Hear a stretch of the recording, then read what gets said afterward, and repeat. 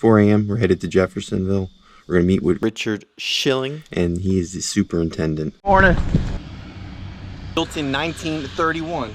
Let's go ahead and take a look at this historical Donald Ross course. 1931. 1931 Ross. Was owned by Anson Evans. Can I put you on? Sure. I'm okay with that? Yeah.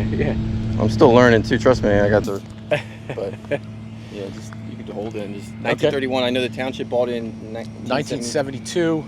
It was bought. It was kind of run down at the time, and to save it from development, the township bought it for open space and maintained it from 72 in its former condition to 99 and 2000. They brought Ron Pritchard in. Okay. Ron Pritchard did the restoration and finished it up in 2001. And then before that, it was a racetrack. It was so over here on 11 and 16, there was a half-mile harness racing track with trotters. The old barn that was here was a horse stable. That was our original clubhouse. And we have a little birdhouse up there to pay homage to the old clubhouse. It was originally there. It was right here. So it kind of like started here and then ended up behind the 10th green, which is just on the other side of that berm. And that it was originally going to be like a stock farm, and the guy who bought it died, and the Evans family bought it as a horse farm. So and then they converted it into a golf course. Do you know if they loved golf? Or? They did. So Anson was a member at Lulu and White Marsh at the time, and I guess he befriended Ross and McGovern, and McGovern came in and was the on-site supervisor for the construction. So same as Aronimink. Aronimink was a McGovern too. And then there wasn't any big changes until 2000 when you had 2001. Yeah. So that was when we finished up the restoration. Pretty much tees, bunkering, and 3 greens on the course, and then there was an old putting green that Ron built. Still the same layout though. Still the same layout. Okay. Yeah. Well, in 1950, they put a transcontinental pipeline through the golf course. The Evans family acquired, probably 7 acres, and added 2 holes. Okay. Changed 2 holes. Okay. Yeah, to lengthen the golf course. Okay. All right. Yeah. See, I wouldn't get that stuff. I wasn't asking you questions. That's why I appreciate Richard let me come out here and. We're happy to have you, and hope you enjoy your round out here. So. It's been overdue, but you guys you book 3 times out here for no joke. It's a good thing. Yeah. So we do. 8 days in advance, you can book at the regular rate, and then we have an advance booking, so you can book 30 days out, but you pay like a small fee to have that early booking. Yeah, and it sells out, 30 days in advance. I've been marking this one for almost 2 years now, a course that is consistently a top public golf course in the Philadelphia area, and there's a reason why, because this course has some unbelievable history and is well maintained, unlike any ones that I've seen outside of a private golf course. Now, this is owned and operated by a family for almost 50 years. That was from 1931. The Evans family had a pay-as-you-play daily fee here for 4 decades. That was until 1972, when the township came through and made some big changes. Ever since then, they've owned and operated this facility. Yes. Oh, this camera? Yeah, I take the. Yeah. I like it because it's subtle. Yeah. It's not in your face, and is easily the gem here in West Norriton Township when it was first acquired, and for the next 30 to now 50 years, it's been a extremely well maintained but low budget municipal course that's owned and operated by the township. But it doesn't feel like that. That's the one thing I will say. It feels like a vacation when you're over here. It's close to a private type experience, and everything about it screams just entertaining. It's got a lot of fun facts about the golf course that we've already talked with Richard about, which we might bring up again just to fill the time, because we're going to walk through each and one of the holes here at a course that I've seen this one on Instagram multiple times by the Scramble House. And it's just one of those courses that's very memorable when you go out there and you see it on the internet and then finally go out and play it.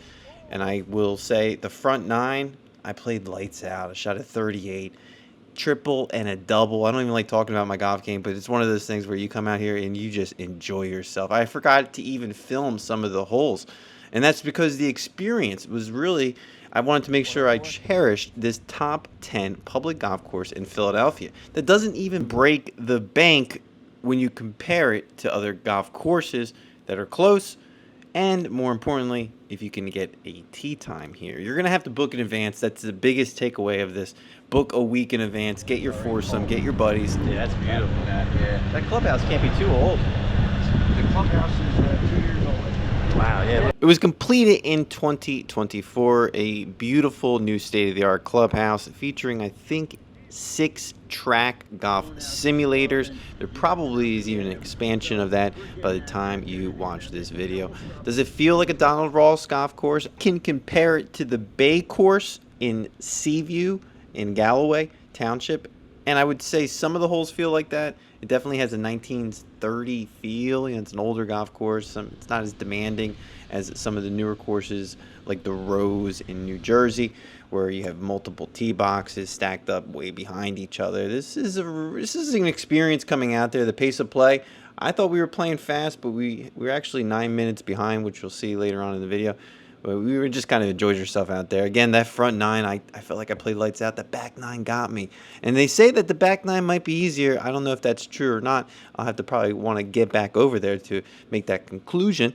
You got to let us know down in the comment section. We really want to turn this into a Reddit type feel as we consistently try to bring you some of these public golf courses at an independent feel. We also want to hear from you so we could turn this into a Reddit type feel in some of the videos here, like at Jeffersonville. Now, the big change that we saw was in 2000, as Richard mentioned, when we had the evidence of a township that was willing to invest in a golf course with $2 million to restore the golf course to the original Ross glory.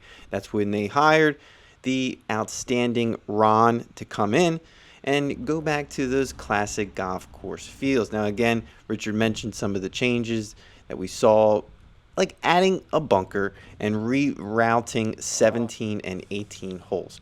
Now, since that change, we're seeing other investments, mostly in their wedding. That's nice. It's going to be like an Airbnb. Yeah, you think, I don't know what they're going to do. Airbnb, or is that? They're having a lot of weddings here. I think that might be for the bride. Now, the course itself stretches 6,000, about 400 yards, a little bit under that from those gold tees, the back tees. I played from the green tees. I kind of recommend playing from those green tees, but more importantly, if you want to play from the golds, you can probably get your money's worth from the golds as well. And we were playing 9 minutes behind, as mentioned. Take advantage of the cart and the yardage that it has to offer, though it is marked pretty well. Each one of the holes having, I think, 100 and 150 yard markers in the middle of the fairway. They were circle. Really couldn't miss them. But the green here, you want to make sure you make it. You don't want to miss this green. You're going to end up rolling. This is pretty much the theme of the day with your strategic second shots to the green. If you can get there and scoring well, second time around, they say. This is over $100 bill, in my opinion, to play it, but more importantly, it doesn't cost $100. At least now. I don't like putting the price because it changes so rapidly. You know, by the time you realize that it's gone up $20, $30 since the filming of a year ago. So that, nonetheless, right now, if you compare it to other golf courses that are $100, this is bar none nicer. So go in there, enjoy yourself. If you get in here, make sure you grab yourself a smash burger at the Burgish Grill here on the left-hand side. When you walk in, right-hand side, you have the clubhouse. And you got some other areas for weddings and venues. Downstairs is the simulators as we head on out. Makes you want to go back here at this facility. That's going to do it for our video. Keep a lookout for more videos to come as we consistently bring you educational golf content from around the world. This is the Professor Independent Golf channel focused on fun, affordable golf in your area.